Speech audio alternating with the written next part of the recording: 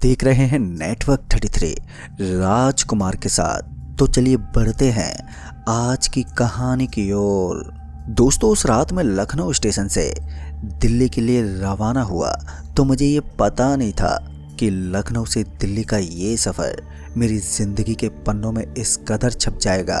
दरअसल जब मैं रात के करीबन 1:30 बजे अपनी ट्रेन में सवार हुआ तो मैंने देखा कि मेरी रिजर्व सीट पर 3-4 पैसों से भरे बैग रखे हैं। अभी मैं अपनी सीट के पास खड़ा उन पैसों को ही देख रहा था कि तभी एक भिखारी वहां पर आ गया और उन पैसों से भरे बैग को सीट से नीचे रखते बोला, माफ़ करना साहब, आपसे बिना पूछे मैंने अपने बैग रख दिए। इतना बोलकर वो आदमी, जो दिखने में तो भिखारी लग रहा था, वो वहीं नीचे बैठ गया और उसके बैग हटाते ही मैं सीट पर जाकर बैठ गया। हालांकि मेरी नज़र अभी भी उस आदमी पर ही थी। पता नहीं क्यों मैं उस आदमी से अपनी नज़रें हटा ही नहीं पा रहा था। और जब उस आदमी ने भी ये नोटिस किया कि मेरी नज़रें उसे ही घूर रही हैं तो वो मुझसे बोला, साहब कुछ खाने को हो तो दे दो, बहुत भूख लगी है। उसके ये बोलते ही पता नहीं मैंने फ़ौरन ही अपने बैग से वो खाने का पैकेट निकाला और उस आदमी को थमा दिया। मेरे खाना देते ही उसका चेहरा खिलखिला उठा और वो खाना खाने लगा। अभी वो आदमी मेरा दिया हुआ खाना ही खा रहा था कि इसी बीच मैंने उस आदमी से पूछा, आपके पास ये इतने सारे पैसे हैं और फिर भी आप मांग के खाना खा रहे हैं? ये बात मुझे कुछ हजम नहीं हुई। मेरे सवाल करते उस आदमी ने खाने का निवाला निगलते हुए बोला, साहब मैं इन पैसों से कुछ खरीद नहीं सकता। अभी वो आदमी अपनी बात पूरी कर पाता कि मैंने उसकी बात को काटते पूछा, क्यों, ये पैसे नकली हैं क्या? जिस पर उस आदमी ने बोला, नहीं साहब, ये पैसे नकली नहीं बल्कि मनहूस हैं। ये पैसे जिनके पास भी गए वो मारा गया या फिर मेरी तरह पाई पाई के लिए मोहताज हो गया। अब ये सुनते मैं चौंकते बोला, ये क्या बात कर रहे हो, भला पैसे कैसे मनहूस हो सकते हैं? अभी वो आदमी मेरी बात का जवाब देने वाला था कि तभी वहाँ पर एक टीटी आ पहुँचा और जैसे उस टीटी की नज़र उस आदमी पर पड़ी तो वैसे उसने उसकी छाती पर जोरदार लात दे मारी। छाती पर लात पड़ते ही वो आदमी एकदम से नीचे पसर गया, पर वो जल्लाद टीटी का बच्चा इतने में भी नहीं रुका। उस आदमी के नीचे गिरते उस टीटी के बच्चे ने उसकी एक टांग पकड़ी और ट्रेन के गेट की तरफ घसीटते हुए लेकर जाने लगा। उस टीटी के गुस्से से साफ जाहिर था कि वो टीटी अपना आपा खो बैठा था। इससे पहले वो टीटी उसे ट्रेन के गेट तक ले जा पाता कि मैंने उस टीटी को धर दबोचा और जोर से शोर मचाने लगा। हालांकि उस वक्त वहां और भी बहुत से लोग थे जो उस टीटी की हैवानियत देख रहे थे, पर पता नहीं क्यों कोई उस टीटी के खिलाफ चू तक नहीं कर रहा था। यहाँ तक कि मेरे पहल करने के बावजूद लोग अभी भी तमाशबीन बने हुए थे।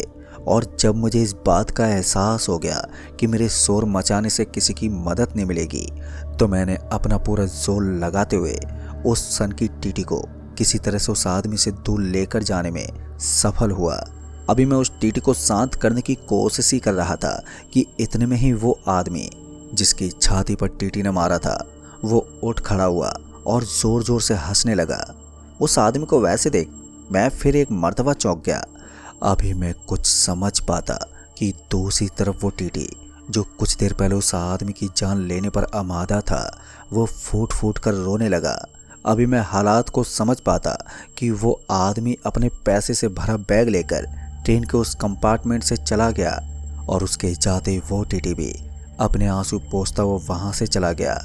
उन दोनों के चले जाने के बाद मैं वापस से अपनी सीट पर आके बैठ गया और अपने दिमाग पर जोर देते हुए ये सोचने लगा कि आखिर वो आदमी कौन था और उस टीटी ने उसे मारा क्यों।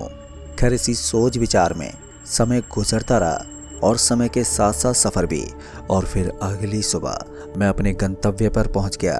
पर सफ़र के दौरान हुई घटना ने मुझे चर्चा का विषय दे दिया था, जिसके चलते मैं अब अक्सर लोगों के साथ उस टीटी और आदमी के साथ हुए झड़प की चर्चा छेड़ देता, जिसे सुनकर सुनने वाले हैरान हो जाते थे। पर मुझे ये पता नहीं था कि मेरा बार बार उस घटना का जिक्र करना मेरे लिए आफत बन जाएगा। दरअसल कुछ महीनों के बाद मेरा छोटा भाई जो बेंगलोर में जॉब करता था घर आया, पर इस बार रौनक का हाव भाव बदला हुआ था। उसके चेहरे की खुशी बता रही थी कि उसके हाथ कुछ ऐसा लग गया है जिसके बलबूते वो अपनी ज़िंदगी बदल देगा। हालांकि वो कुछ भी साफ साफ बता नहीं रहा था, पर वो इस कदर पैसे खर्च कर रहा था मानो उसके पास पैसों का भंडार हो। महज चंद दिनों में ही रौनक ने हमारी जिंदगी पूरी तरह से बदल दी। पर उस रात की चीख ने समय का वो दरवाजा खोल दिया जिसके बाद हमारे घर में मातम पसर गया। दरअसल उस रात रौनक अचानक ही चीखने लगा और जब मैं उसके रूम में पहुंचा तो रौनक को अपने बाल नोचता देख मैं डर गया। रौनक की दोनों आंखें लाल थी और मुंह से लार बह रहा था और उसके बाल रूम में चारों तरफ बिखरे पड़े थे। रौनक अभी भी अपने सर के बाल नोचे जा रहा था। रौनक को ऐसा करता देख मैंने फौरन ही उसे पकड़ा और झंझोरते हुए बोला, अबे ये क्या कर रहा है तू, होश में तो है?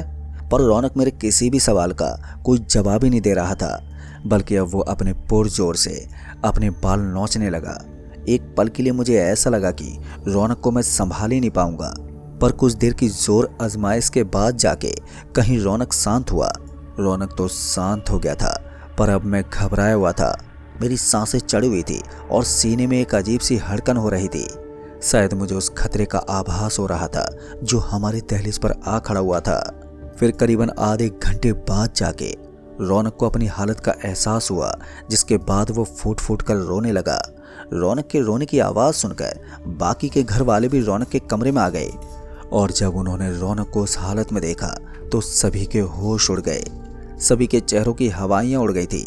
इससे पहले कोई कुछ बोलता कि तभी रौनक बोला, मैंने सब कुछ बर्बाद कर दिया, अब मैं नहीं बचूंगा। रौनक के मुंह से ये अनाप शनाप निकलते ही पिताजी रौनक पर भड़कते हुए बोले, ये क्या बोल रहा है तू, होश में तो है? क्या किया है तूने ऐसा?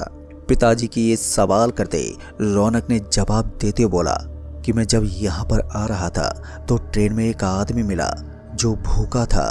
मैंने उसे खाना खिला दिया। अभी उसने खाना ही खाया था कि तभी वहाँ ट्रेन का टीटी आ धमका और उस आदमी को पीटने लगा। मैंने बीच बचाव करने की भी कोशिश की, पर वो टीटी मेरे से नहीं संभला और उस टीटी ने मुझे उस आदमी के साथ चलती ट्रेन से नीचे धकेल दिया। चलती ट्रेन से नीचे गिरते ही मेरे सर से कुछ बड़ी जोर से टकराया, जिसके फौरन बाद ही मैं बेहोश हो गया। और जब मुझे होश आया तो मैं एक बहुत बड़े कमरे में था जहाँ चारों तरफ नोटों की गड्डियों का ढेर लगा हुआ था। अभी मैं वहाँ उन नोटों के ढेरों को ही निहार रहा था कि तभी मुझे वो आदमी दिखा जिसके साथ उस टीटी ने मुझे ट्रेन से नीचे फेंका था। साथ ही हैरानी वाली बात तो ये थी कि चलती ट्रेन से फेंके जाने के बावजूद ना तो मुझे कुछ हुआ था और ना ही उस आदमी को। पर उस वक्त मेरा पूरा ध्यान वहाँ पर पड़े नोटों पर ही था, इसलिए मैं उस वक्त हालात की गंभीरता को भांप नहीं पाया। पर वो आदमी मेरे मन के ख्याल को भांपने में कामयाब हो गया और मुस्कुराता हुआ बोला, आज से ये सब तुम्हारा है, जब चाहो जितना चाहो पैसे ले जा सकते हो। उस आदमी के ये कहते ही मैंने उस आदमी से सवाल करते हुए पूछा, आप सच कह रहे हो? मेरे ये पूछते वो बोला, हाँ, पर पहले तुम्हें यहाँ की दीवारों पर 11,000 बार अपने खून से लिखना होगा कि यहाँ सिर्फ मेरा हक है, जिसके बाद तुम असल में यहाँ के मालिक बन जाओगे और यहाँ मौजूद हर चीज़ पर तुम्हारा हक हो जाएगा। उस आदमी के ये कहते ही मैं बोला, आप ये क्या बोल रहे हैं? भला अपने खून से 11,000 बार लिखने के बाद कोई जिंदा भी बचेगा? मेरे इतना कहते वो आदमी बोला, क्यों, तुम्हें मैं जिंदा नजर नहीं आ रहा हूँ? उस आदमी के ये कहते ही कि उसने ऐसा किया है तो मैं सोच में पड़ गया।